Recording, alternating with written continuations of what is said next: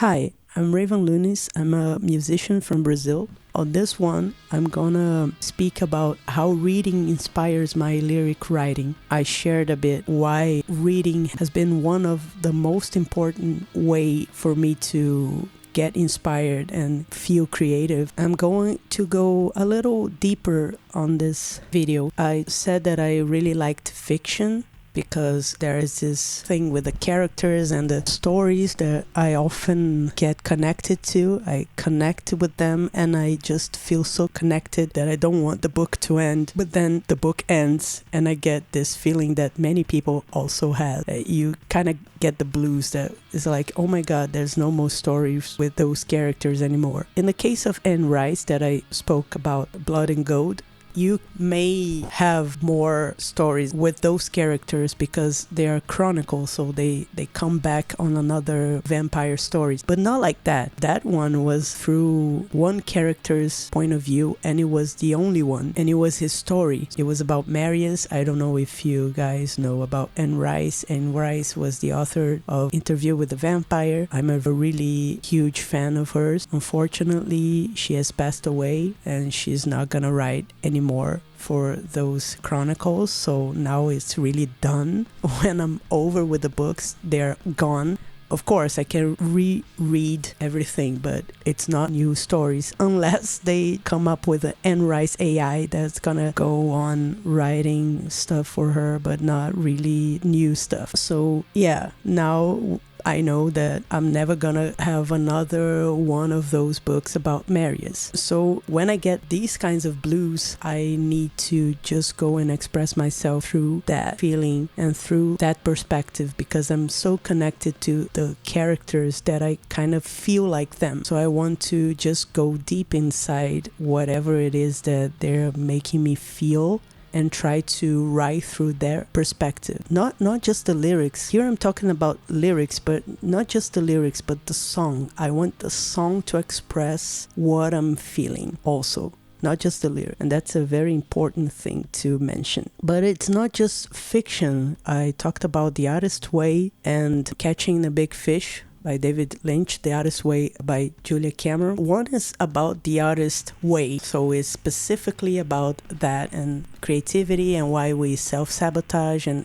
everything else, and it's filled with exercises to make you connect to your creative self and your child self and everything else. So it's specifically for that. So it really helps when you're stuck, because many times when you're stuck, it's something that doesn't really have to do with your art. It has to do with yourself. So you kind of have to heal yourself from other stuff so you can be creative. And that's a really good book about that. But David Lynch's book is more spiritual. He goes on about more or less the same thing that Julia Cameron is going on about, but in a different way, talking about transcendental meditation and all that stuff. But he also shares his thoughts on other things. He shares his thoughts on his processes and how he sees creating movies and everything else. He says, Bushnell Keeler, the father of my friend Toby, always had this expression: if you want to get 1 hour of good painting in, you have to have 4 hours of uninterrupted time. And that's basically true. You don't just start painting. You have to sit for a while and get some kind of mental idea in order to go and make the right moves. And you need a whole bunch of materials at the ready. The idea just needs to be enough to get you started, because for me, whatever follows is a process of action and reaction. It's always a process of building and then destroying. And then out of this destruction, discovering a thing and building on it. Nature plays a huge part of it. But if you know that you're got to be somewhere in half an hour, there's no way you can achieve that. So the art life means a freedom to have time for the good things to happen. There's not always a lot of time for other things. So this quote is really good because he's talking about something that many people don't understand. They just, an artist is someone who doesn't do anything. He's just lazing around and doing nothing. It's not really that. We need time to breathe. The art needs time to breathe. You can do that because I did that a lot of times as an exercise. I have to do a song in half an hour. You can definitely do that, but not always. If you do that as an exercise so you can learn things, it's good. But not always do that. It has to have time to breathe. So this quote was a really good one into his process of painting. Another thing that I enjoyed that he said in a book was, so I was a painter. I painted and I went to art school. I had no interest in film. I would go to a film sometimes, but I really just wanted to paint. It was about 3 o'clock in the afternoon and I had a painting going, which was of a garden at night. It had a lot of black with green plants emerging out of the darkness. All of a sudden, these plants started to move and I heard a wind. I wasn't taking drugs. I thought, oh, how fantastic this is. And I began to wonder if film could be the way to make paintings move. This is just gorgeous. I really enjoyed that quote and it made me inspired. So that's what I mean. You can grab a book about David Lynch, talking about how he once was painting something and out of nowhere he started seeing the painting move and suddenly he realized that making movies would be a good thing. You can use this for yourself. You can use his idea to start thinking about your life and thinking if something else could help you express whatever it is you're trying to express better than what you're doing. Like in my case, maybe doing the reverse that he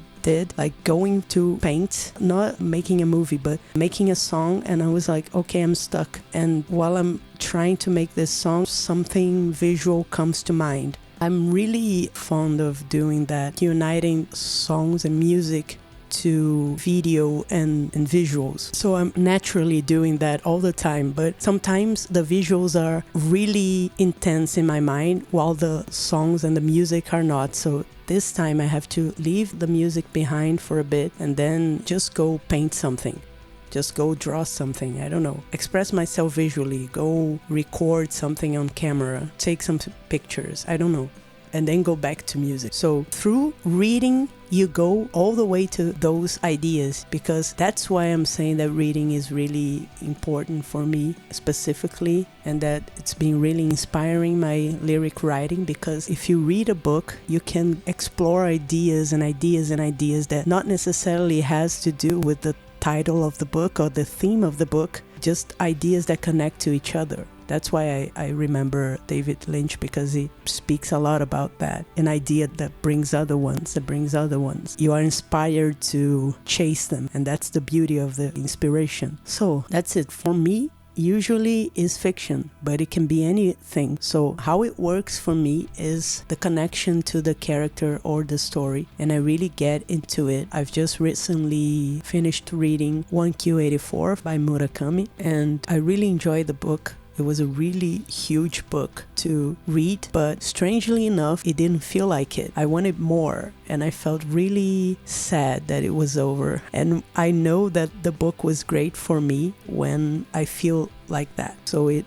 became one of my top 5 favorite books, and I just feel like I have to write about it. I have to express what I felt and write about the connection that I felt with the characters through a song, at least one song. I don't know if I'm gonna write more songs, but at least one that I enjoy. So that's how I go by it, how I use reading to write my lyrics. But I've heard about other musicians who also kind of do that. Maybe many of them from the musicians that I admire from the 90s and stuff. I remember specifically Eddie Vedder from Pearl Jam. He was really into writing lyrics about stuff that he would read in the papers. So the famous one is Jeremy, that he wrote based on a tragic thing that happened at the time with a kid named Jeremy at a school. He read that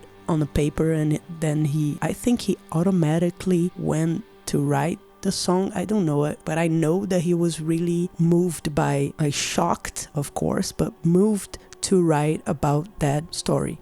So he wrote Jeremy, and it's a really great song. It's a sad song, but it's a really great song. And he would do that for other songs too. I think Small Town is also something that he read on the paper. So he would really use the things that he would read on the newspaper to go into his lyrics, and he would go into the character and write from their perspective, and it was really good. If I'm not mistaken, Even Flow is also something that he read, that he mixed with his own experiences, and then it became even more intense in that feeling, like Alive. It was a really personal song for him, not based on someone else, but I think Even Flow is kind of similar in the intensity to Alive. That's why I think that it was based on a story that he read, but it also drew from his own experiences, so it would be more connected to his own spirit. Anyway, so that's how reading inspires my lyric writing. I hope it does the same to you. So please share with me in the comments if you already used books to be inspired in your lyric writing or your artistic endeavors. Have any specific book been the great inspiration behind your artistic endeavors, your song or your painting or your movie, anything that you did artistically? If so, please share it with me, because I'm always interested in reading more books and more interesting and good books. Anyway, thanks for watching this video up until now, and if you're still here and you enjoyed the conversation, please leave a like so this video could reach more people and we can build a great artistic community here in this channel. And as always, see you in the next video.